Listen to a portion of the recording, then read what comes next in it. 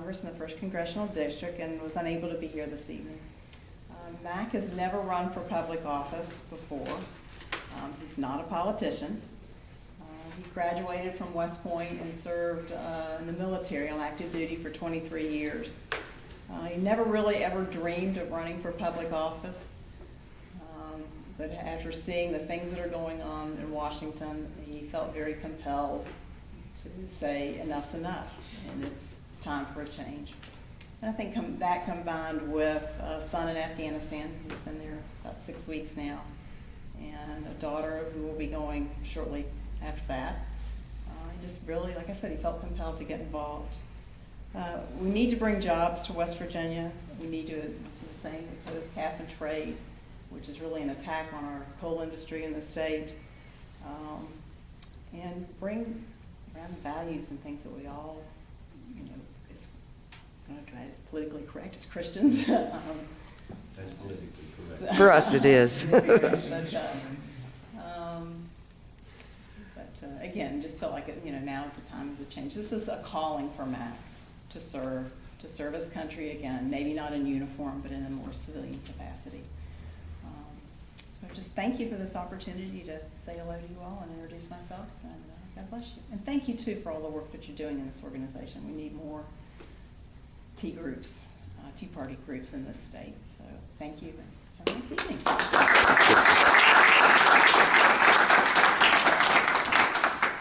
Did anyone have any questions? Any questions for me? I want to thank you for having the hardest job in this country, being the white head. Yes.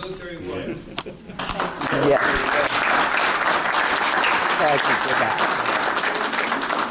It's really a pleasure, and I'm very blessed to have a family that's involved. And like I said, my son's in Afghanistan right now. My daughter's at West Point. She'll be graduating in about a year or two. And I have nieces and nephews. Another niece at West Point. I have a nephew that's in the Air Force Academy. So the military and public service is something that's very near and dear to my heart and to our family.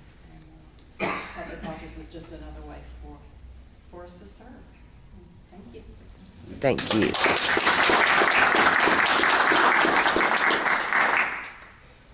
Good evening. Some of you, or most of you in this room, have heard me before, or at least met me in one of the Tea Party meetings, but for the sake of those who don't know me, I'm going to go ahead and give you the same information that I give everyone else. Is this working? Yeah. Okay. Can everybody hear me? Yeah. Okay. My name is Tom Stark. I'm also running for 1st District Congress, so we're all kind of in a friendly competition here for the next 4 months. But I have probably a considerably different background than some of the other candidates in the group. I was born in Baltimore, Maryland, to a single-parent family. My mom raised my brother and I on $300 a month until I was 17. I went in the Air Force. That was right about in the middle of the Vietnam conflict. 3 years later, I found myself right in the middle of it. I spent my last year of the 4-year enlistment in Vietnam and Thailand.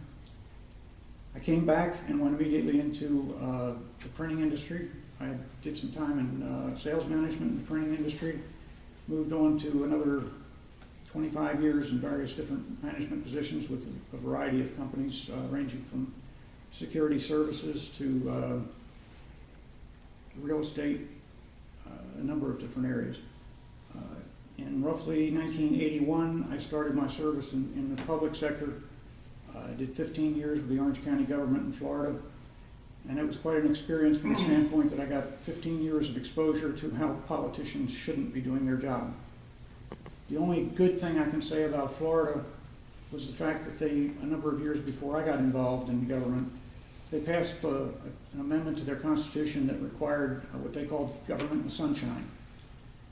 And I'll never understand, after having seen it work for 15 years in that respect, why it has never been able to be implemented at the federal level in our country, because it is truly an excellent rule. It states basically that an elected official cannot hold a meeting to discuss policy with anyone unless the door is wide open and anyone from the public is free to walk in, and it has to be announced 24 hours in advance. It works very well down there. There is very little done in secret. You can call the politician on the carpet anytime you want because you know what he's doing. They still don't do everything that you want them to do, but at least you have a way of tracking who's responsible for what's happening in the government. And I would certainly support that.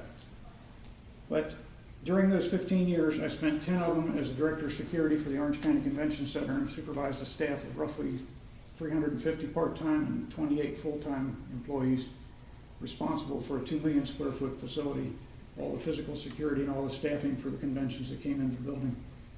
The last 5 years, forgive me, I'm a little hoarse tonight.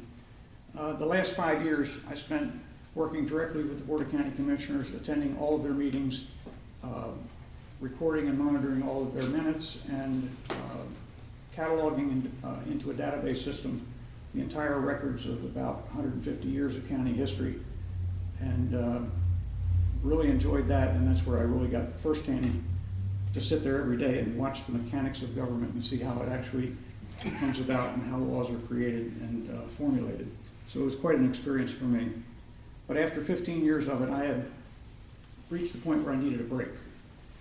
So I came to West Virginia in 1997 and decided to try my hand at doing something with my hands for a change. My grandfather used to take me to work when I was 8 years old, puttying holes in the floors when he laid hardwood floors in the houses in Baltimore. And I guess some of it stuck because I found myself in the woodworking business here. I build decorative millwork and window treatments and things like that. Finally finished woodworking, basically. But when I got